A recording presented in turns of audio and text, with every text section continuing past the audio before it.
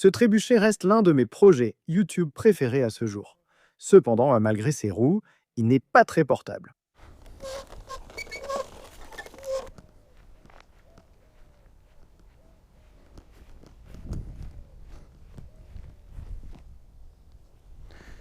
Voici un modèle réduit de mon grand trébuchet que j'ai construit lors du prototypage de la version plus grande.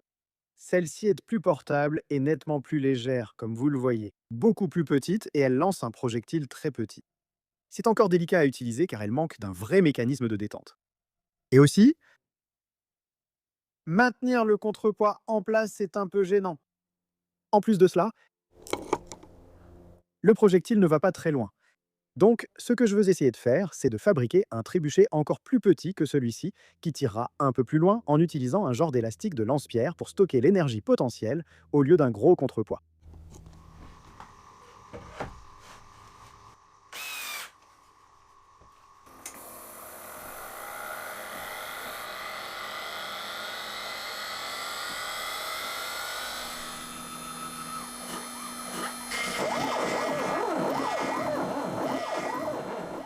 J'ai conçu le trébuchet pour être découpé en deux moitiés sur ma CNC, à partir d'un contreplaqué de 18 mm. Donc, lorsque les pièces seront assemblées, elles formeront un cadre de trébuchet d'environ 36 mm de large et une hauteur d'axe d'environ 100 mm, montée sur une poignée en forme de pistolet. Après un léger ponçage, j'ai monté les axes du mécanisme de détente et les deux moitiés se sont assemblées facilement.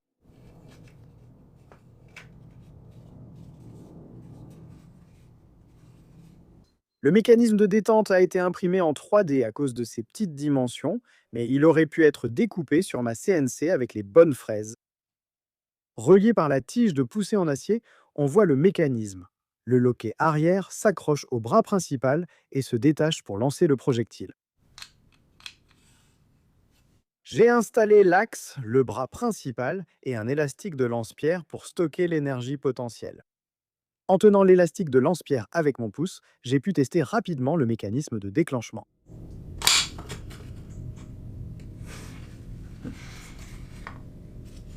Avec l'élastique bien fixé au châssis, j'ai fabriqué un projectile d'essai avec deux écrous et une ficelle. Cela correspondait au même poids que les billes en acier de 10 mm que je veux finalement tirer. Alors, il est temps de faire un tir d'essai. Parfois, les trébuchets ratent et lancent le projectile en arrière à grande vitesse.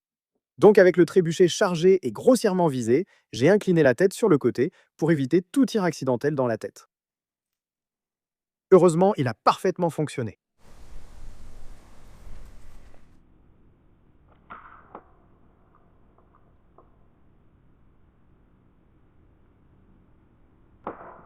Ensuite, il a fallu arrondir davantage la poignée, puis passer à l'optimisation. Alors, j'ai bricolé un peu ces derniers jours et j'ai apporté pas mal de modifications majeures.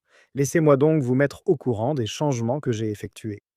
Le bras principal avait une section courbée pour que la tension de l'élastique agisse plus loin de l'axe lors du chargement du trébuchet, générant ainsi un couple plus élevé. Mais cela limitait l'utilisation à un court morceau d'élastique, réduisant fortement la tension lors de la libération au fur et à mesure du raccourcissement. J'ai conçu ce nouveau bras avec deux poulies, une de chaque côté, permettant d'utiliser un élastique plus long et de maintenir un rayon constant par rapport à l'axe principal. Cela exerce un couple plus constant sur le bras lors du lancement et offre une vitesse de sortie similaire à l'ancien élastique, mais en étant moins tendu. Nous pouvons donc augmenter la tension pour obtenir des vitesses de sortie plus élevées. Abordons maintenant la partie sans doute la plus difficile de cette construction, la fronde. La fronde est souvent l'élément le plus frustrant à construire sur un trébuchet, surtout si on n'en a jamais fabriqué ou qu'on manque de compétences en couture. Sur mon plus grand trébuchet, je fabrique les frondes avec des sangles en nylon cousu avec du fil en nylon pour créer une poche en trois parties adaptée au projectile. Mais faire cela avec un projectile de 10 mm de diamètre est impossible. J'ai finalement choisi une fronde rigide imprimable en 3D, deux moitiés de bol reliées par une charnière en ficelle. Elle est conçue pour une bille de 10 mm et requiert seulement deux points d'attache. Deux dernières modifications. Un aimant maintient le projectile en place avant le lancement pour incliner le trébuchet facilement, et un autre aimant stocke jusqu'à 10 biais dans la poignée pour un usage ultérieur. Maintenant, vous vous demandez probablement, à part avoir un mini trébuchet que vous pouvez tenir dans la main, est-ce que cela sert à quelque chose? Eh bien, mettons-le à l'épreuve en commençant par un test de précision.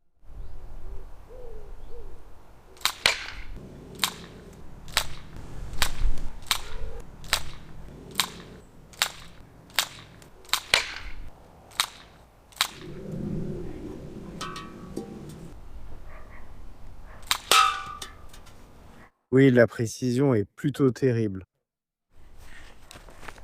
Le problème principal est la hauteur et l'angle de libération du projectile. Mais même ainsi, il est libéré au moins 30 centimètres, soit un pied au-dessus de la hauteur initiale de la poignée. Ce qui, à une si courte distance, fait une énorme différence sur l'endroit où il faut viser.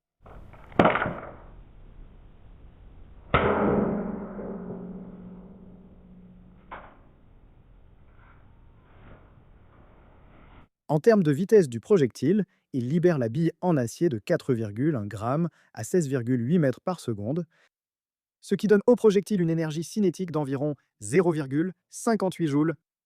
Si j'utilisais un contrepoids au lieu de l'élastique du lance-pierre, il serait soulevé d'environ 0,1 mètre. Donc en supposant que le trébuchet ait la même efficacité de 47% que mon plus grand trébuchet, pour une performance identique, un contrepoids d'environ 1,25 kg serait nécessaire. Ce qui, étant donné que tout le trébuchet pèse moins de 250 grammes et qu'un contrepoids d'1,25 kg serait plus grand que toute la structure elle-même, l'élastique de lance-pierre est bien meilleur.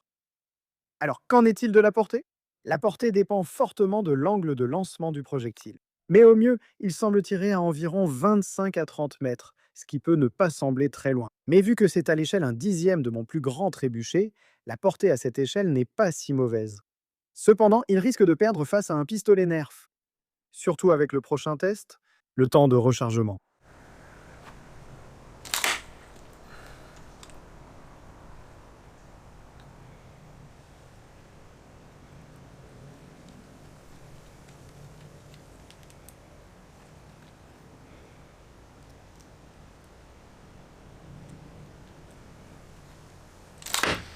Ai-je vraiment besoin de commenter là-dessus?